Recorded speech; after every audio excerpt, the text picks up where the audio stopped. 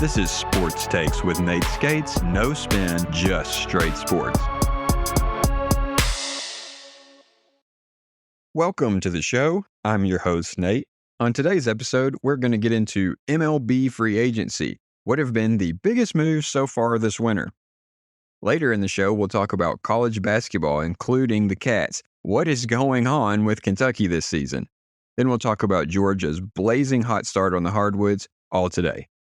Free agency is already well underway in Major League Baseball, with many teams making some aggressive moves. Some of the teams who are coming out on top as potential winners of the winter so far include the Braves, Orioles, Royals, Blue Jays, and, as usual, the Dodgers.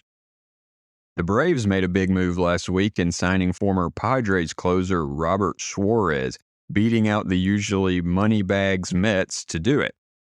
The Braves signed Suarez to a 3-year, $45 million deal, and I think this is a huge get for the Braves. Suarez was second in saves last year with 40 for the Padres. His strikeout rate was up last year. His walk rate was down. He's a career 2.91 ERA guy, had a 2.97 ERA last year. He's 6'8". He really gets down the hill on the hitters quickly. Has a 99-mile-an-hour fastball. The Braves really made a big move here, and they pair Suarez with Raisel Iglesias, who they re-signed earlier in the year to a 1-year, $16 million deal. So you may say, Nate, that's two closers. What do the Braves do with two closers? Well, right now, the plan is for Suarez to be the setup guy, the eighth-inning guy. Suarez says he's good with that, says he's willing to do whatever the Braves want him to do, says he picked the Braves because of the culture. He wanted to play for the Braves. So you're hoping that he's going to be able to be an eighth-inning guy. And Suarez hasn't always been a closer his whole career. Most guys haven't just strictly come into the majors as closers. So he's done this before. And you got to remember, while it's optimum to have a set closer, last year, when Iglesias was struggling a little bit, the Braves went to a committee closer situation. Sometimes teams do that. So it's possible that Iglesias won't close all the time. Suarez might come in and close. Generally speaking, it looks like Iglesias is probably going to be the closer, and that's the way you want it to be. And yes, there's a risk sometimes when you move a closer to the eighth inning, they struggle. There's not the same adrenaline. It's out of their routine. But that's definitely a gamble the Braves are willing to take. And so you pair these two together, and you have two of the best closers in baseball as your eighth and ninth inning guys. They're both right-handers. They both rely heavily on a fastball changeup. You know, Raisel has one of the best changeups you're ever going to see. Both guys kind of use a sinker as their third pitch. So these guys basically use the same pitches, but don't let that worry you. You know, every guy's got a different spin rate that's coming out at a different arm angle. Raisel's not 6'8" like Suarez is. So that's going to be just fine. So you might say, why are the Braves going to put Suarez as the eighth inning guy? Why aren't they going to make Suarez the closer? He had a little bit better season than Raisel had last year. Well, yes, Raisel started out a little bit slow, but late in the season, Iggy was lights out. Across 23 innings in August and September, Iglesias gave up 1 run. Across 10 innings in September, no runs. So while the season didn't start out exactly the way Iglesias maybe would have wanted, he ended the season like the same old Iggy we're used to. The guy has been dominant for years now. He's tied for third among active players in saves with 253. You trust Iglesias with the closer role. Now, as a Braves fan, I was kind of surprised with the signing. I have been really critical of the Braves front office because year in and year out, we have this pattern from the ownership saying, oh yes, next offseason, we're really going to spend money so that we can compete. And then what do? They bargain hunt and try to plug holes with guys that can sign for cheap who maybe didn't have a great season last year, but, we're hoping they will this year. And it kind of looked like to me that's about what they were going to do this year. I mean, the signing of Yastrzemski, I mean, you're looking at a career 230 hitter. There's not a ton of power. It's not like I'm getting Kyle Schwarber power for that average. So I was like, here we go again. We're going to have the same approach that we've had pretty much every offseason. Last year, they go out and they do sign Jurickson Profar. Well, Jurickson Profar spends half the season suspended, and we won't get into that here.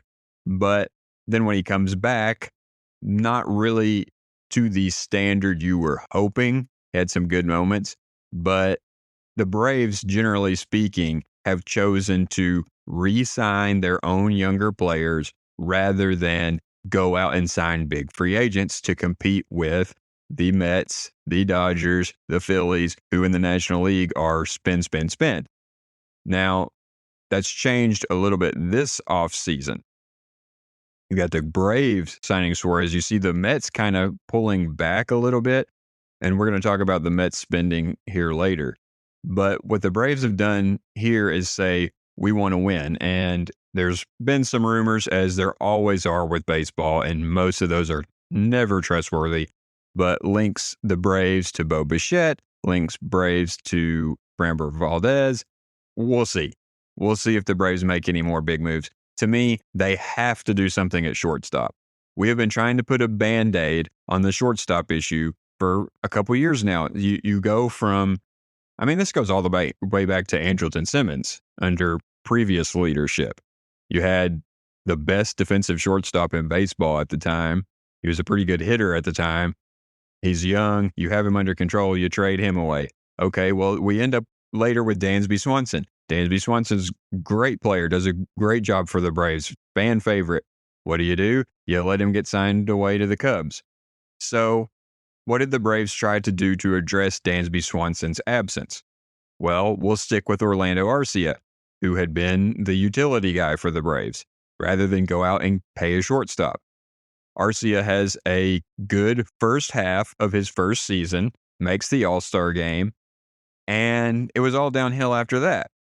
Last year, you kind of knew about what you were getting with Arcia. What do? We go into the season with Nick Allen as the other option. Okay, Nick Allen was the best defensive player in baseball last year and the worst offensive player in baseball last year. So, yes, at shortstop, you value defense over offense. However, you do not want the worst offensive player in baseball playing shortstop for you. So late in the season, Braves pick up Ha-Seong Kim off waivers. He does a pretty good job. Braves fans like him. The Braves ownership likes him, wants to bring him back. Ha-Seong Kim's test free agency comes back to the Braves on Monday night on a 1-year, $20 million deal. I think that's a good move for the Braves. I like Ha-Seong Kim. I don't think Ha-Seong Kim is the long-term solution for the Braves at shortstop. He's a good infielder. He's not a great hitter. You look at last year, he hit 234, 5 home runs, 17 RBI. The season before was about the same. 2023, he had better production, 260, 17 home runs, 60 RBI. The Braves will take that if they can get it from him. But I don't think this is going to fix your permanent problem at shortstop. A guy like Bo Bichette maybe does that, but the Braves are not going to do that now that they've signed Kim. Now, talking about some of the other big free agency signings outside of Atlanta, you've got the Phillies hanging on to Kyle Schwarber. You've got the Orioles, one of the most active teams this offseason. They signed Pete Alonso, the polar bear, to 5 years, $155 million. They signed closer Ryan Helsley, traded for outfielder Taylor Ward from the Angels. Helsley had a really down year last year compared to what we were used to. In 2022, 2023, 2024, the guy was just dominant. But last year has a down year. Ward was a low average, hitting 228, but a high power guy. 36 home runs, 103 RBI. So the Orioles tried making big moves last year. They gambled on Charlie Morton. Braves fans are familiar with him. They made some moves, and it just didn't work out. The Orioles, maybe even more so than the Braves last year, were a huge disappointment. they were expected to compete for a World Series, and they're sellers at the deadline and have to trade away some of these guys like Charlie Morton. So what the Orioles are doing is again, they're going to rely on this core of young, really talented players and these new additions. And we'll see if, adding a veteran guy like Alonso is going to be enough. We'll see if Helsley rebounds and has the type of season that we're used to him having. The Royals have been really active in free agency, and I think the Royals are quietly having one of the best off seasons. You re-sign Michael Garcia. So Garcia is a guy who he can play a lot of different positions. You're probably typically going to see him up the middle, second base. So the Royals have Garcia, who started out the year really hot last year, cooled off a little as the season went on, but he still hit 286, 16 home runs, 74 RBI. That's a lot of production out of a middle infielder who you can play pretty much anywhere, third base, second base, whatever. And so I think that was huge for the Royals to re-sign him. You got Bobby Witt with him. The Royals traded for the Brewers Isaac Collins. This was a trade I didn't really understand, and it shows what a premium there is on relief pitching. Most of the relief pitching big moves have already been made. That's where the most activity in the market is, and we're used to that. You see that at the trade deadline. Relief pitching is at a premium. All pitching is at a premium. So the Royals traded their 26-year-old relief pitcher, Angel Zerpa, to the Brewers. They get Collins. To me, the Royals win this trade. Yes, Zerpa's got a 96-mile-an-hour sinker that can be dominant, but he struggles with control. He has a 4.18 ERA last year. He's a career 3.97 ERA guy. Collins, on the other hand, yes, he could have a second-year slump. Most players do, but he doesn't have the type of swing where he came up here swinging at everything, hitting 50 home runs, and the league's going to figure him out next year. No, Collins is a guy who has one of the lowest chase rates in baseball. He's going to stand up there. He's going to watch for a good pitch. And I think that even as the league figures him out, even if he hits a slump, this is a guy who has an approach that's going to get him on base. It lends itself to consistency. So we'll see how this turns out. But I mean, to me, the Royals win this trade. And it just kind of shows how much people are desperate for pitching. I mean, we've seen over the last several years how many injuries there are at pitching. If you're a Braves fan, you know that all too well last year. I mean, starters, relievers, everybody's going down. And a lot of these are pretty serious injuries. And so, teams are desperate for pitching. And until there's a change, whatever's causing the injuries, we can talk about that in another show. Until that changes, relief pitchers are going to be valued higher at times than some of these position players. The Brewers felt like they needed the pitching more than they needed Collins, so they made the trade. But to me, you might look back on that one day and regret that. Now, the Blue Jays are really looking to spend a lot of money. They are really going all in, had a great season last year. They go get relief pitcher Tyler Rogers. They signed Dylan Cease. I mean, they're not playing. The Blue Jays are not playing around. They're looking like the Dodgers of the North. The Mets make a move, sign, infielder Jorge Polanco, but by and large, the Mets have been a lot more quiet than we're used to. I think we're kind of waiting. The market's really waiting for some of the big dominoes to fall. It's being held up by Kyle Tucker, Alex Bregman, Bo Bichette. They're going to set the market for players like Cody Bellinger, the Japanese star Murakami at third base. We could see some of those guys sign before Kyle Tucker, Alex Bregman, Bo Bichette, but not likely. Everybody wants to see what they're going to get. And then the teams who don't get the top tier superstars are going to go for the next tier superstars. And I think you could also see we're hearing trade talks about, middle infielders like Brendan Donovan from the Cardinals, Ketel Marte from the Diamondbacks. These are all-star caliber infielders, but I think they might go, if they're going to be traded, it might happen after these big signings. The teams that miss out on Bichette, on Bregman, will probably try to swing a deal for Marte, Donovan. Now, the team who never waits on anything is the Dodgers. The Dodgers do what they do every year. They made a big splash. They signed Edwin Diaz, and it's just year in, year out, the Dodgers' endless supply of cash nets them a big fish. And this year it's Diaz. Diaz has been one of the best closers in baseball for years now. Everybody saw the gruesome, tragic injury in the 2023 World Baseball Classic. He's celebrating a big win with Puerto Rico, tears his patellar tendon. Now, he has bounced back from that really well. Last year, he had a 1.63 ERA in 66 innings. You can't really do it any better than that. So he's back. And this is after the Dodgers gave Tanner Scott a deal last year for 4 years, $72 million. So you go out and sign a closer last year. He and their entire bullpen struggled mightily last year. Scott blew 10 saves last year.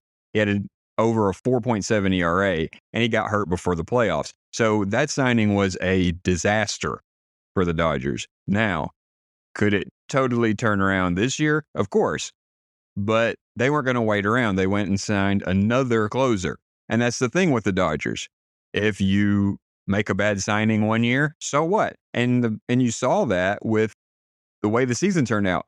Didn't matter that their bullpen stunk because there was always another horse. You've got Shohei, you've got Yamamoto. They signed Tyler Glasnow. They signed Blake Snell. It's just, it is an unending parade of superstars. And you think back to various different seasons. Okay, how many times have you heard Dodgers sign X? Dodgers signed the guy you wanted to sign. They re-signed Mookie Betts. They took Freddie Freeman out of Atlanta. They signed, got Teoscar Hernandez back. And you got to think, at what point does something happen to slow the Dodgers down? And I mean, we're staring down a potential lockout next year. And one of the biggest points of contention is a salary cap. Do we need a salary cap to help, the Pittsburgh Pirates of the world compete with the Dodgers, the Mets, the Yankees? And I personally feel like we don't just need a salary cap, we need a salary floor. I think we need both. And I'll talk about that here in a second. But with the Dodgers, I think what we need is crack down on these deferred payments. Yes, the Dodgers had the biggest payroll in baseball last year, $350 million. That in and of itself is something we need to talk about. But the Dodgers don't just pay players $350 million. They have $1 billion in deferred payments. The way that these contracts work is they can keep just kicking this can down the road and pay these guys for years and years and years, and they know the Dodgers are good for it. So I think there's got to be some type of way to address the deferred payments. And yes, I think we need a salary cap.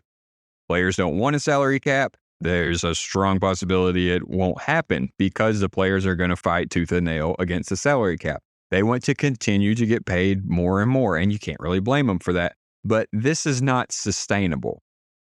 And you see, you got to be careful trusting any of these financials that come out. But you saw the big article come out in November saying MLB teams lost nearly $2 billion last season. Yes, viewership is up the last couple years, but teams are hurting from the TV revenue, from the high cost of players. The Mets, who spent a ton of money on players, they went all in and tried to win the last few years. Last year, they had the second highest payroll at $342 million. They lost more than anyone else in baseball, $350 million. The money spent on those players did not equate to success on the field, nor did it equate to financial success. I mean, look at these contracts. The contracts have doubled over just the last several years. So let's take what was the historically large, biggest contract in 2019. Mike Trout, who at the time was the general consensus was he was the best player in baseball, he was a future Hall of Famer. He cracks the market with by far the biggest contract at that time, 12 years, $426 million in 2019. Okay. Last season, Juan Soto signs a 15-year, $765 million deal. All of that money is guaranteed. Shohei Ohtani, who got a little bit of an outlier here. We got an ace pitcher and one of the greatest hitters of all time, signs a 10-year, $700 million contract with all of it being guaranteed. I mean, $200, $300 million contracts were the ceiling just several years ago. I mean, I remember being like, oh, wow, Nolan Arenado got $200-something million. Oh, look at the contract Francisco Lindor got. The contracts these guys are getting now is funny money. I mean, it's just $700 million. The Dodgers have the same deferred payments as what the value of the Marlins franchise is. You're paying players $1.05 billion. Hey, the entire Marlins franchise is worth $1.05 billion. So, yes, this is a business. Players ought to be able to make all the money they want to make. The owners ought to be able to make all the money they want to make. They ought to be able to spend the money they want to spend. But this is also a sport. It is a competition. There has to be some level of fairness. And it's naive to say that all of the teams can spend the same amount. Miami, the A's, the Pirates, these teams are not going to be able to spend like these large ownership groups in large markets like the Dodgers. They're not going to be able to spend like the teams in New York. Take Tarek Skubal in Detroit. He's had a great career already. People are already talking about how much money this guy's going to get in free agency. He's drafted by the Tigers. He's developed by the Tigers. No one thinks the Tigers are going to re-sign him. Nobody. They have zero chance to re-sign this guy. I think that's a problem. I don't think you should draft and develop a guy and everyone knows you have zero possibility of re-signing this guy as soon as he hits free agency because he's going to make so much money from the Dodgers, Yankees, insert team here. With that being said, I think we also need a salary floor. If you are going to own an MLB team, you need to commit to spending to be competitive. You've got teams like the Marlins who this has been their business model for decades. Collect a bunch of young talent, have one or two good seasons, and immediately trade it all away. You saw this with their World Series teams in the 90s. You saw that in 2023. The Marlins surprised everybody, make the playoffs with a lot of young, controllable talent. What do? Purge the entire front office who led them to this surprising playoff berth, get rid of manager Skip Schumacher, and trade away most of the young talent. Okay, if you're not even going to try to compete, don't have a team. And so I know not every market are you making the same amount of money. Have you watched a Marlins game? I watch a lot of Marlins games with the Braves going there several times a year. It's mostly Braves fans. People don't go to baseball games in Miami. Well, maybe they would go to baseball games if their team was remotely trying to compete for a World Series. You've got some of these teams where it's just like the fans know my team's not even going to try. And so that's a double-edged sword. It's you have to be willing to spend, but then some of these teams can't spend. So personally, I think we need a salary floor that says you must spend this much money. If you don't want to do that, don't have an MLB team or go form an ownership group to have a team because this has to be competitive. However, I really think we need some form of limit. This can't go on. I mean, when you're talking about teams, the Phillies last year, the Phillies spend a lot of money on players. Well, they supposedly lost $85 million. And it sure wasn't because they didn't have good enough attendance. It sure wasn't because they didn't have a good season. All we hear about is how loyal the Phillies fans are and how those games are sold out. Okay, well, they still lost money. And spending all that money is not a guarantee of a World Series championship.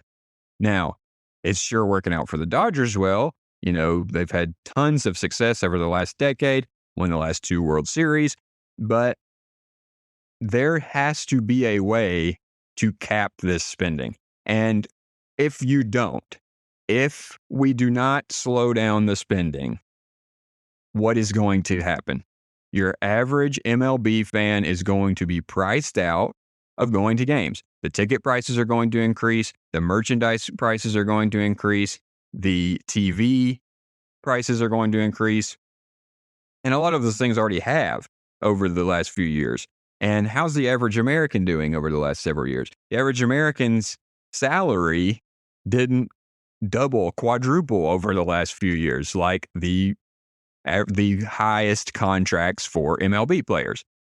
So when you're spending that kind of money, and these franchises are losing money, or at least they claim to be, that cost will get shifted somewhere.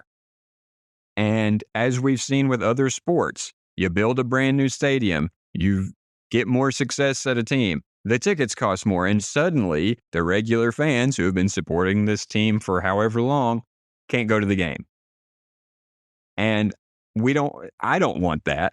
I don't want all the Braves tickets to be bought up by corporations and not be able to afford to go. I don't want a family to not be able to go to a baseball game. And that's one of the advantages to baseball over some other sports is typically there are cheaper tickets, but those prices are going up. And if we continue this spending with no check on it, who's going to pay those continually increasing salaries? You are going to pay it. I am going to pay it. And again, I'm all too happy for these players to make money.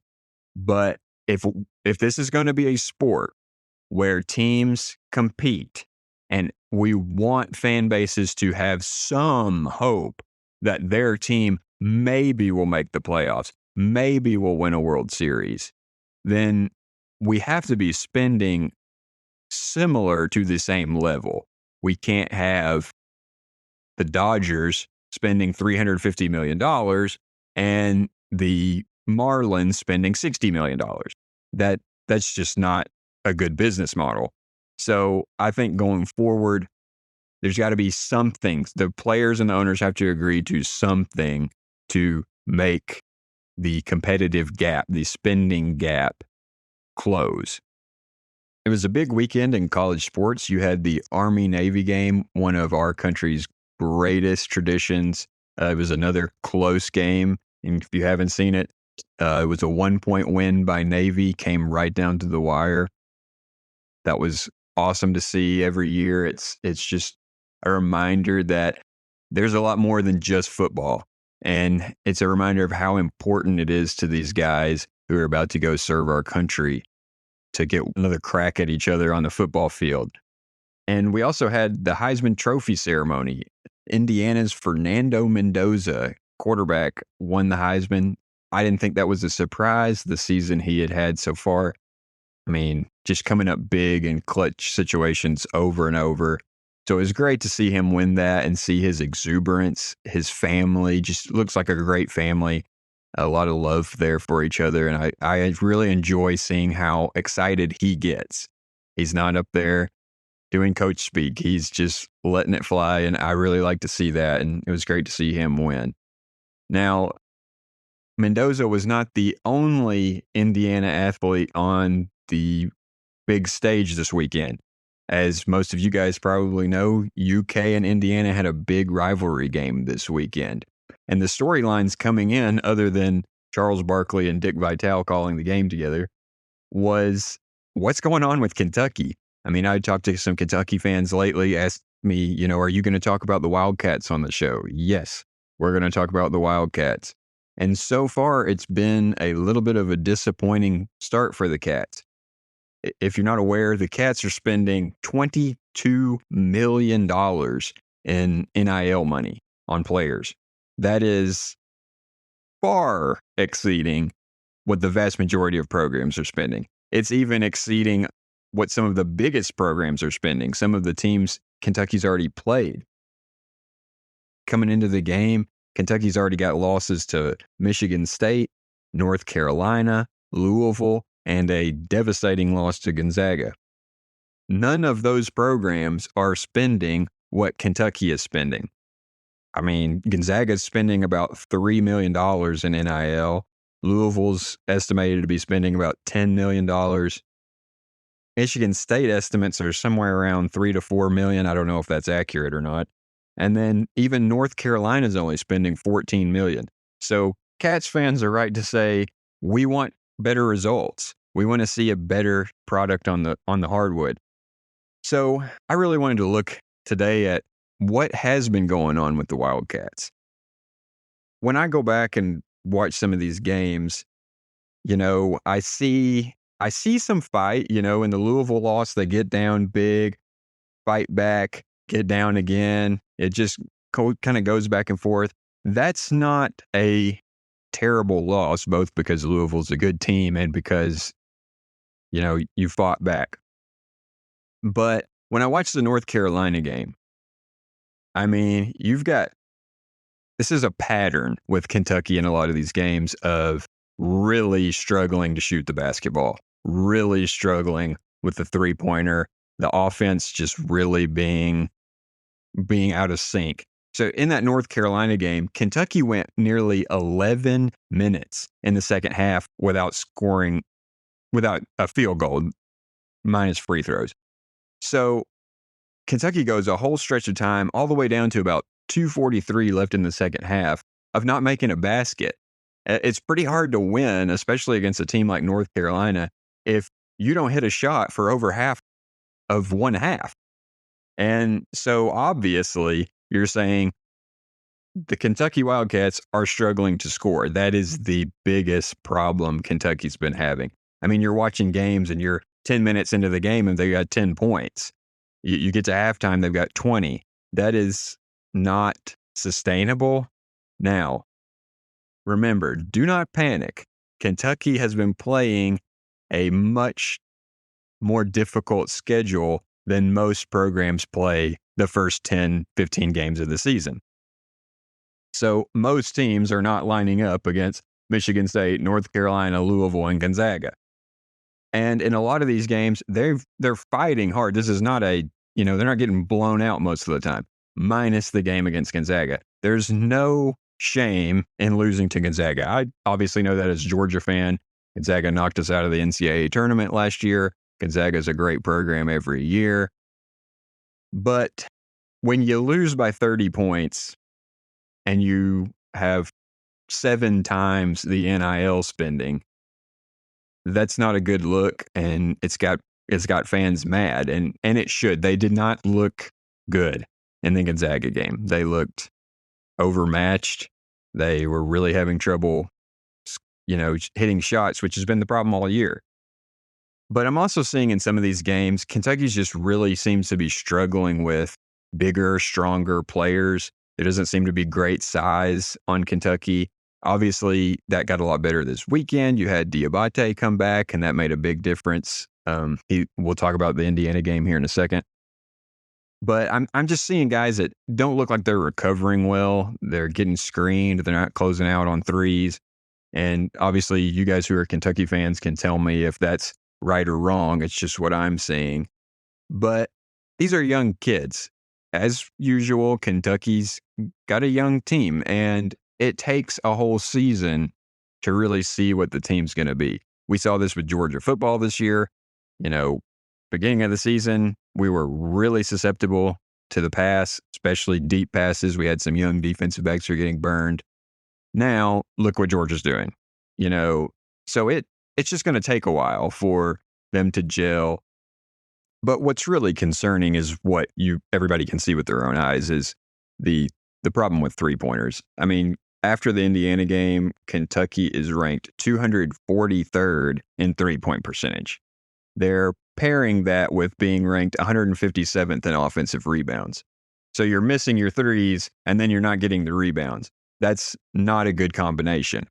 And despite the athleticism on this team, you're 134th in steals. You're not really creating enough opportunities for yourself when you're a struggling team. When you're struggling to shoot the basketball, you've got to be aggressive on defense, which Kentucky's played pretty good defense most of the season. And we saw that against Indiana. That game was a lot different than what we've seen from Kentucky in some of these other marquee matchups. In that game, you get down in the first half, you're down 8. In the second half, Kentucky flipped a switch. And a lot of that, was helped by Indiana's point guard Wilkerson having a lot of foul trouble that really helped out the Wildcats in the second half. But Kentucky dominated the second half of that game. When I was watching that, it looked like I'm watching, a Division II school go up against Kentucky. And the difference in athleticism, physical strength was palpable. You didn't have a situation with Indiana like Kentucky's faced in some of these other games where you've got huge, strong guys who are really giving them a problem in the paint. Indiana is a smaller, less athletic team. Indiana shoots threes. Okay, well, when you've got a good Kentucky defense giving them problems, you've got your point guard out of the game, and you can't shoot. They weren't hitting anything. You're in for a bad night. And that's what Indiana had. Kentucky just looked to be too much for them. The biggest thing to me was I think Kentucky may have found something in that game. I saw a fire and a fight that exceeded what I had seen in some other games. Kentucky wanted that game, and that was really obvious, and the crowd really got them going. I saw guys really hustling. Those are all really good signs. You had Diabate back from injury, led UK with 14 points, 12 rebounds. So that's a big help. But ultimately, you're going to, unless there's some form of near unprecedented turnaround in this team's three-point shooting, this team is just going to have to get to the paint. Lots of penetration by the guards, use that athleticism. This team's going to have to win ugly. Georgia had that situation several years ago. I can attest as a fan. We just weren't great shooting. So we had point guard Charles Mann basically threw his body into the paint over and over and over and shot free throws. And that's how we survived that season. And that might be what Kentucky's going to have to do going forward. So the problem will be in the SEC. I mean, it's not going to get any easier. Yes, you've had hard matchups, but you're going to have to play Florida. You're going to have to play Arkansas, Vanderbilt, Alabama. Even we're talking the lower echelons of the conference. The SEC has reached a point in basketball that is just unheard of. Sent the most teams to the NCAA tournament in decades last year. There's not an easy out in the entire SEC. So it's not going to get any easier. And these guys, you can't just out-athlete all the teams in the SEC. So going forward, Kentucky's either going to struggle or they're going to learn to shoot the basketball. So we'll find out which. Now, another team that struggles to shoot the three is Georgia. Georgia is worse than Kentucky in three-point percentage. This has been a problem for us for a very long time. We like to shoot the three, but we're not very good at it. The Dogs are 313th in three-point percentage. That is really bad. But going into the Cincinnati game this weekend, Georgia actually had the number one scoring offense in all of basketball. That were averaging 99.9 points per game. Now, after the Cincinnati game, down to second in scoring, 98.3 points per game. Cincinnati game was an example of this team had been off for a long time. We had a long break between games. And you saw that in the first half. Mike White mentioned that Georgia just didn't really have it going in the first half. And Cincinnati was playing great defense. I mean, they were really giving us problems. In the second half, however, Georgia took over that game. Went from being down to up 12 with, a minute 45 left, and then extending that lead to 19 by the time the game's over. It ended up blowing Cincinnati out. So Georgia's had a really good start to the season. And to be honest, I have been surprised at how good this team has been. We had one of our best seasons that I can remember last season. Well, then you have Asa Newell go to the NBA. You have Silas Demery transfer to UConn. R.J. Godfrey transfers back to Clemson after 1 year with Georgia, and Tyron Lawrence graduated. Okay, I was pretty concerned. You could have heard me ranting about how the transfer portal was killing our ability to build a program. Well, the transfer portal taketh, the transfer portal giveth. We got a lot of guys out of the portal this year. You bring in the ACC's sixth man of the year, Jeremiah Wilkinson. You bring in guys like Smurf Millender who've been hitting threes for you, making big shots. You bring in Catchings. Get a lot of guys out of the portal. You also recruit well. You've got the legendary Dominique Wilkinson, Jake Wilkins coming in. Talk about talent. He's making superstar ESPN highlight plays, just like his dad. So Georgia has built a team that so far, it's just been, 10 games. The competition maybe hasn't been what you're going to see in the SEC. The toughest teams have played Xavier, FSU, Clemson is a good team, Georgia Tech, Cincinnati. Those are good teams. They're not, Florida. They're not Alabama. But so far, this looks like one of the best teams Georgia's had in my lifetime. I mean, this team passes. This team moves the ball. This team is extremely athletic. And they are really physical. You knew having Santo Surreal back, Georgia was going to be physical. You knew having some of these guys returning, like Blue Cane, Georgia was going to get after it. And Blue Cane, to me, is an example of if you will just stay at a program, the development that a player can have. Blue Cane is a totally different player than when he walked on campus. He's not just there to shoot threes. He is leading this team. He had 20 points on Saturday. The guy's dunking. He's making great defensive plays. I mean, hardly goes a game without some kind of major steal or something like that. And Georgia is a team, talk about Kentucky having trouble with size. You are not bullying this Georgia basketball team. Georgia is first in blocks. And it's not just that they're first in blocks. They are first in blocks by such a wide margin that it's not even close. Going into Saturday's game, they were first by a margin of 1.8. We're 8.8 blocks per game. Virginia was second with 7 blocks per game. That margin is closed a little bit following Saturday's game. 8.5 blocks per game for Georgia, 7.1 blocks per game for Alabama. That's still a massive margin between 1 and 2.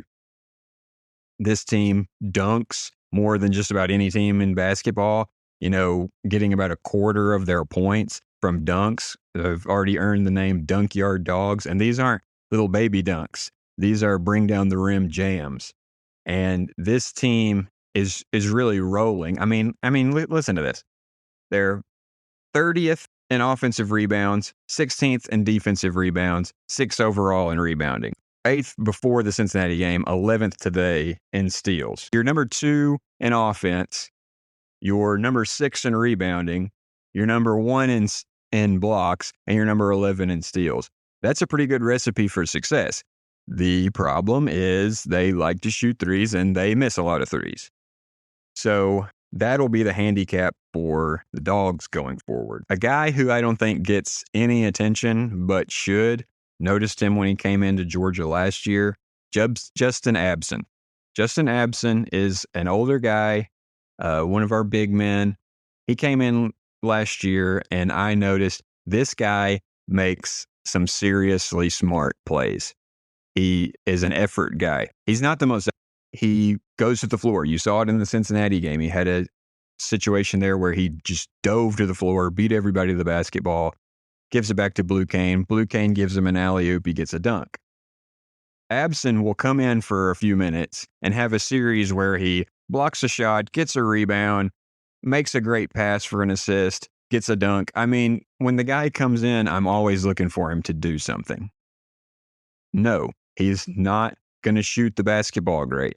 No, he's not going to Michael Jordan dunk it from the free throw line. But he's going to make great passes, and he's going to make smart decisions. He's going to hustle. He's going to block shots.